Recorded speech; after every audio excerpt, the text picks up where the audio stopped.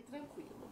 E desse interesse para literatura, até chegar nessa obra, vamos falar das obras agora. Quero que você me fale dessa primeira obra. O que tem aí? Então, até chegar aqui, foi um caminho, digamos assim, um caminho de parto difícil.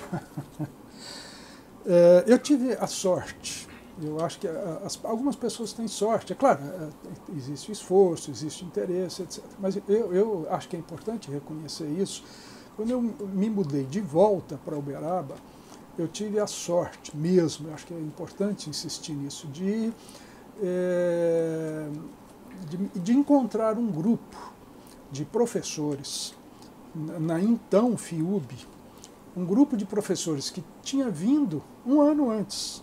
Eles tinham vindo da FISTA, que a FISTA tinha acabado de ser comprada pela FIUB, e esse grupo de professores encontrava-se então na FIUB. Né? Tinham vindo da FISTA, das Irmãs Dominicanas, para a FIUB. Esse grupo, lá vamos nós com as listas, composto por Décio Bragança, Paulo Roberto Ferreira, Paulo Rodrigues, que foi um grande amigo meu, professor Paulo, né? Dedê Praz, Maria Hélida, Maria Garcia, aí vamos parar por aí porque né? Dodora e outros nomes, quer dizer, pessoas fantásticas que me acolheram, Danival, né, que era professor na engenharia. Quer dizer, eu encontrei um grupo, Ivanilda Barbosa, Vânia Rezende, eu encontrei ali um grupo que primeiro me acolheu como um professor novo, um professor de fraldas, né, que eu me considerava um professor de fraldas. Esse grupo me acolheu de uma maneira muito gentil, de uma maneira muito acolhedora, né? Então a palavra é essa, acolheu. E logo no primeiro ano, acho que, eu não sei, não me lembro se foi o Décio ou o Paulo Roberto ou o Paulo Rodrigues, Renato escreve um texto. Nessa época, o Décio era coordenador de um jornal chamado Questão, em que cada professor deveria escrever um texto que chamava-se Isso, Qualquer Coisa em Questão. E aí eles me pediram, Renato, escreve sobre alguma coisa. E eu escrevi sobre um livro que eu gosto muito, de um escritor americano chamado John Steinbeck, que se chama Ratos e Homens. Eu falei, vou escrever um pouco sobre esse livro. Aí gostaram, Renato, escreve, continua escrevendo. E eu comecei a colaborar com jornais da cidade, jornais dos alunos. Professor, escreve aqui para a gente um artigo sobre isso, sobre aquilo, etc.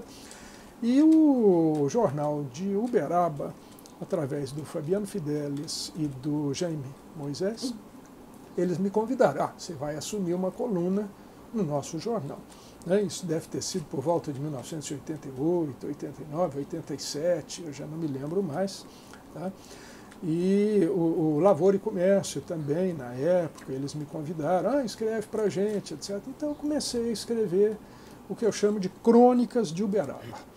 E um dia o professor Danival, ele me chamou, eu dava aulas lá no Zé Ferreira, ele me chamou e disse, Renato, eu estou montando uma gráfica, eu espero que seja uma gráfica muito grande. De fato, tornou-se uma das maiores gráficas, né? Não só de Uberaba, mas de toda a região, chega a fornecer material didático, etc, etc.